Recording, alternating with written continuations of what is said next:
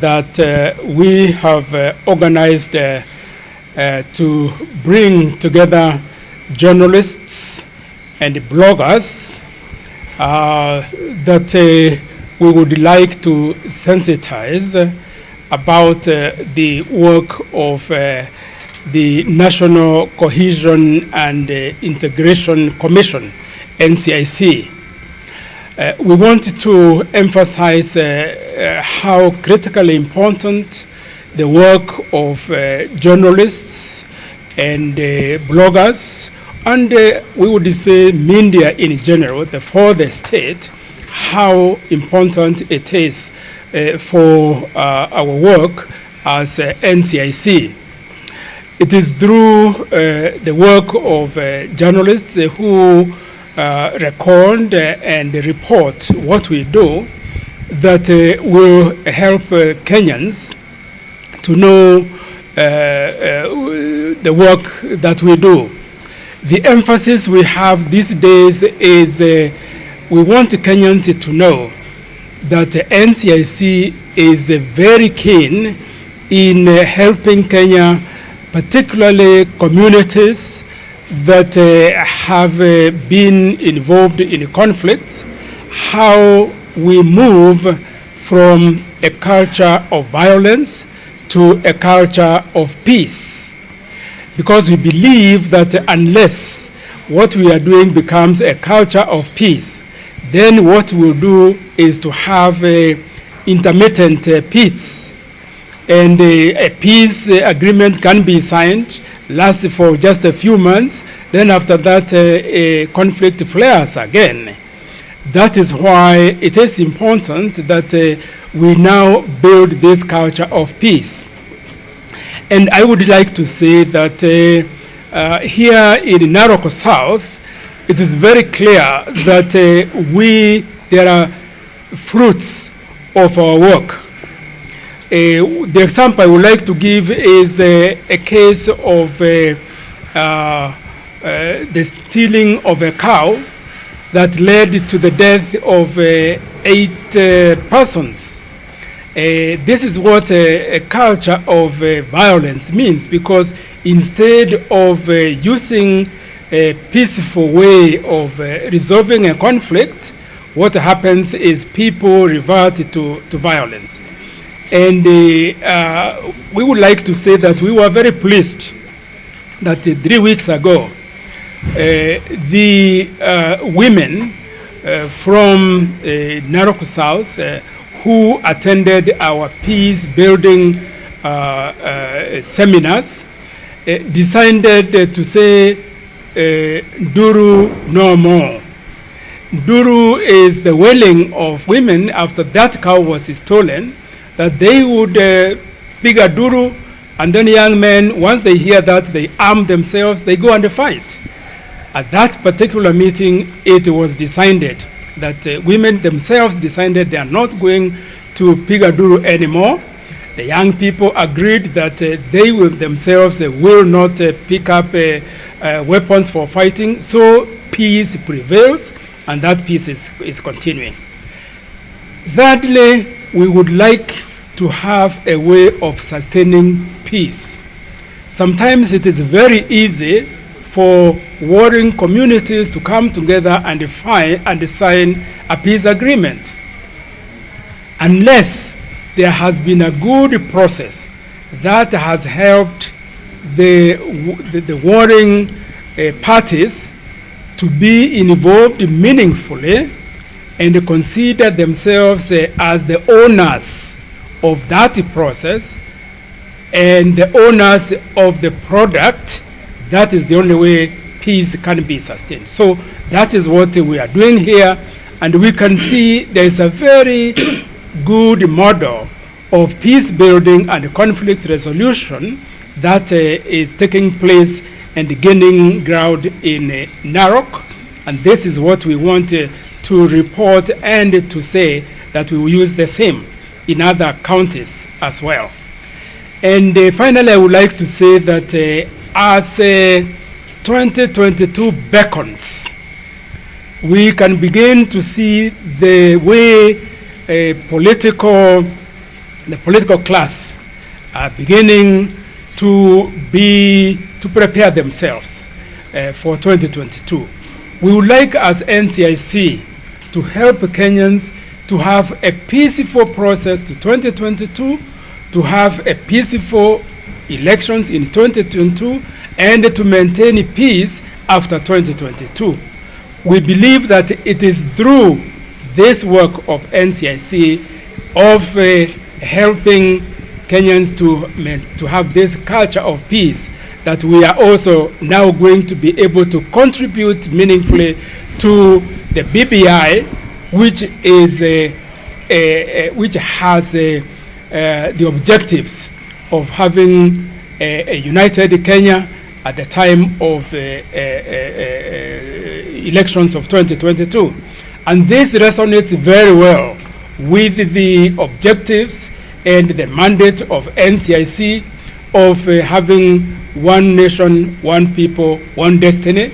And then we want to seek participation and partnership with those who are prepared to work with us towards that goal of having one nation, one people, and one destiny of Kenyan people. But the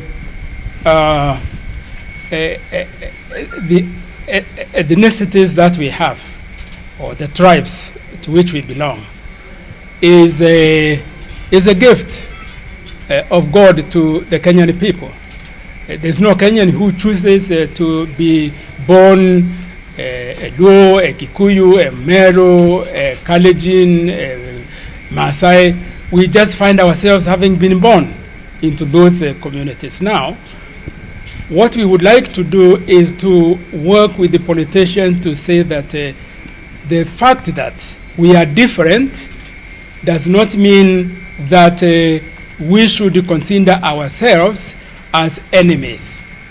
We are different, but we can be friends because we believe in the benefits of working together as a people. We want politicians to understand that in fact their communities, their ethnic communities, will fare better when they work together with other communities.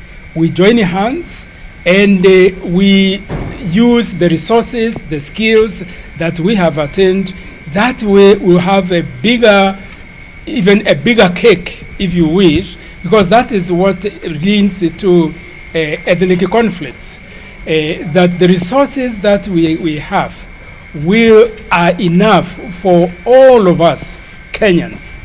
And if we agree to work together so that everybody will have access to those resources, that is what is important. The importance and the benefit of working together. We ourselves as a commission and the administration, what we have achieved so far in Narok, both Narok South and Narok South North, is because we have worked together with the administration. And that is why we are very pleased that the DCC is here, and we have been working together all along. Secondly, we have some partners that also have been involved with us, including the Anglican Church of Kenya and USID.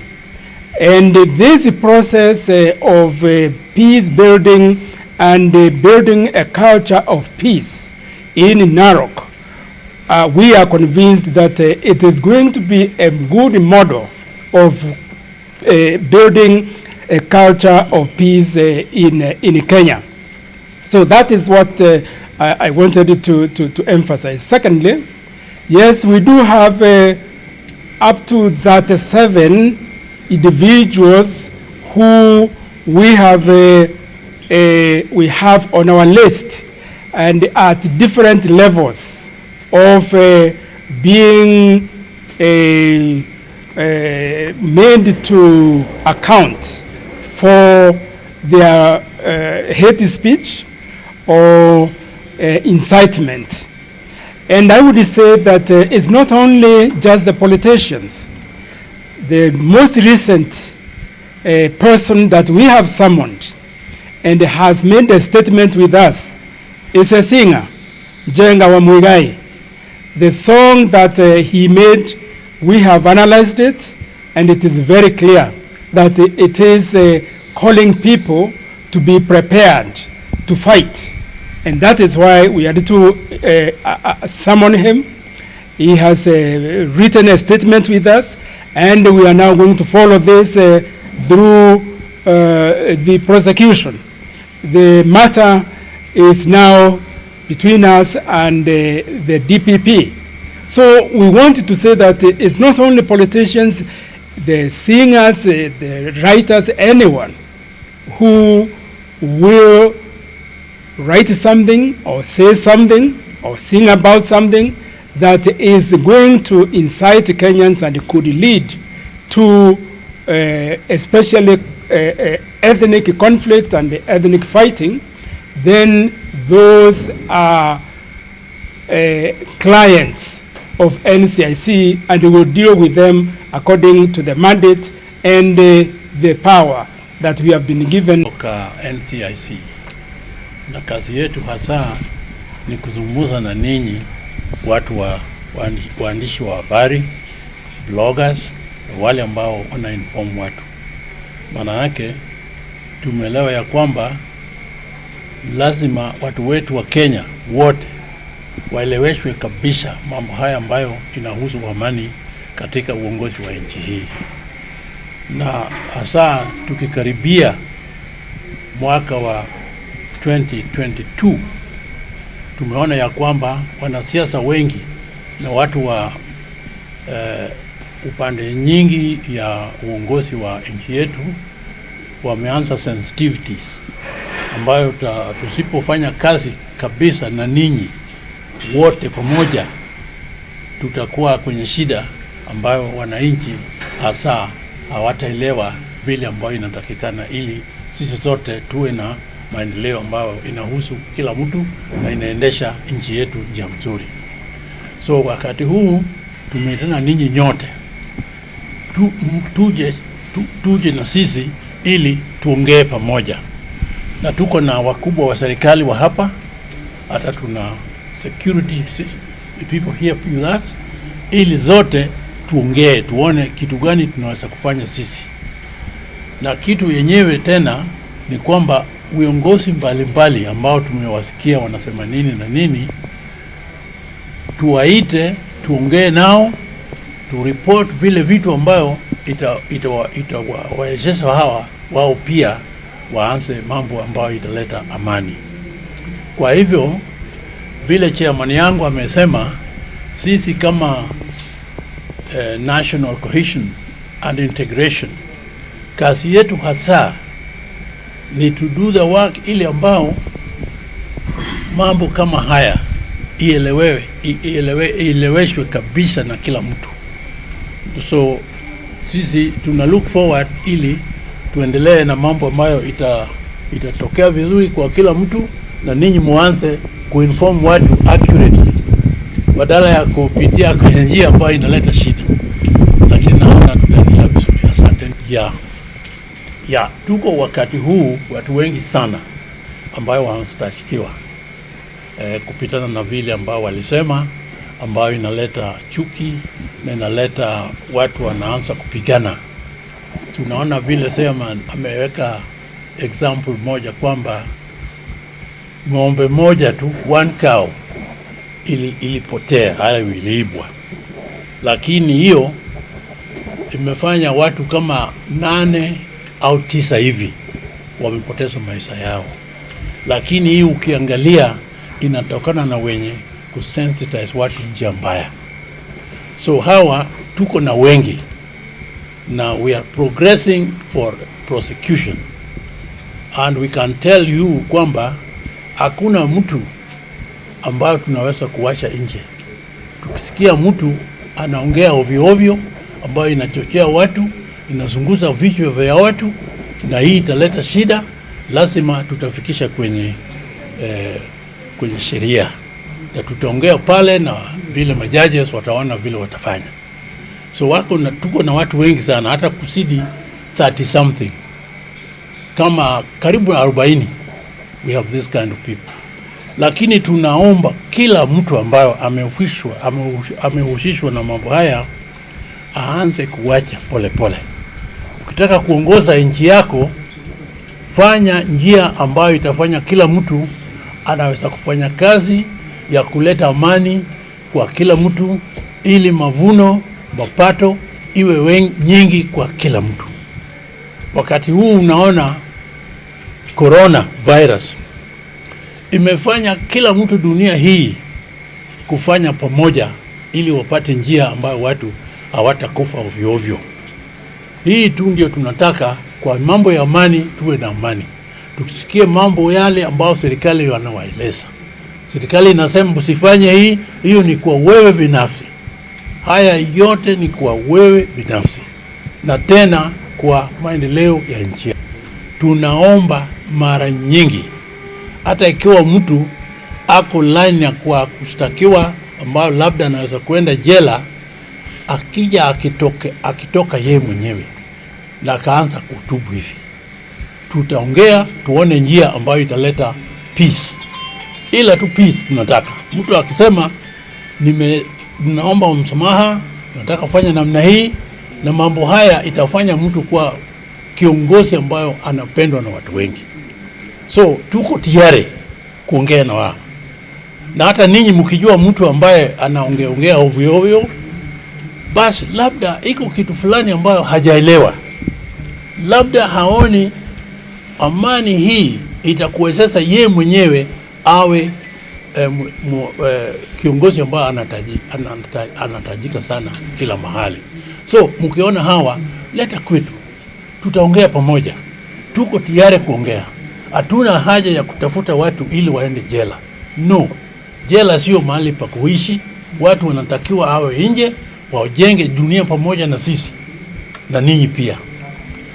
Hasa mimi nasema watu kama bloggers, unajua for the first time mimi nafikiri tumeitana bloggers waje. Maana zamani watu hawataki kujua blogger ni nani.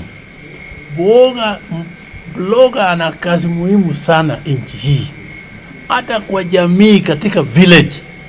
Mtu ambaye anaongea hii na ile mambo ya blogger ni mtu ambayo ana sensitize watu waone huyu asifanye hii au asifanye ile. Na hiyo ni nzuri, because that is what a human being is all about. You must be told hii ni mbaya, hii ni nzuri, hii namna hii, tuende namna hii, ili the peace process can be established. So ninyi bloggers, nataka ninyi mkae hapo mpaka tunamaliza kesho. Sitaki mtu kukaa kidogo alafu naenda. Kaeni hapa tuongee pamoja ili tupate njia ya kusuluhisha mambo haya ambayo inaanza grow. They are growing now. Unajua, tukingoja sana, tukifika karibu na 2022 itakuwa too late. We do not want whatsoever to have a situation which we had in post-election violence in 2008. Hiyo ilitokana maana labda mambo kama haya haikuweko. Lakini kutoka siku hiyo Ncic iliundwa. Dunia mzima ilisema kuwa na Ncic. Na kazi ya Ncic ni hii. Na sisi ni watu wapya. We are a new commission. Tumeanza kazi hii kutumia njia zote tumeelewa nchi hii. Maana tumetumia serikali, tumetumika watu wetu katika serikali muda mrefu, tunajua nini na nini, tunataka kuunganisha pamoja na ninyi ili tupate njia ambayo kila mtu atafaidi.